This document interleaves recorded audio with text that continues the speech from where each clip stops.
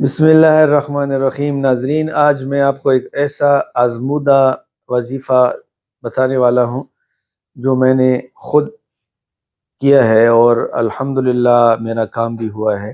میرا ایک دوست تھا، مجھے کہہ رہا تھا کہ ظہر کی نماز کے بعد اس نے مجھے بتایا کہ یہ وظیفہ کرو، تو میں نے ظہر کی نماز کے بعد کر دیا۔ آپ یقین مانیں کہ وہ کام میرا شام کو ہو گیا جس طرح میں چاہتا تھا۔ تو اللہ کے فضل سے اگر آپ بھی کریں گے تو آپ کا بھی جو بھی جائز کام ہوگا اللہ کے فضل کرم سے آپ کا انشاءاللہ ہوگا۔ سب سے پہلے آپ درود شریف پڑھ لو گے 11 مرتبہ، اس کے بعد پھر آپ 500 مرتبہ حسبنا اللہ و نعم الوکیل۔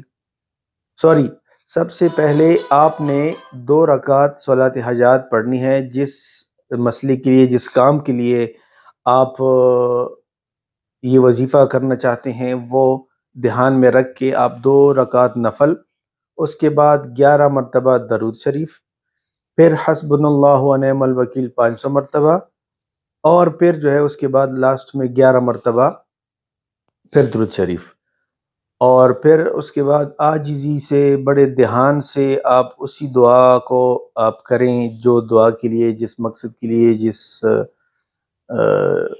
جس مقصد کے لیے آپ نے یہ وظیفہ مطلب کیا ہے، وہ آپ بڑے عاجزی سے اور دھیان سے جو ہے نا اللہ سے مانگیں، اور انشاءاللہ آپ کا جو کام ہوگا اللہ ضرور کرے گا انشاءاللہ۔ السلام علیکم۔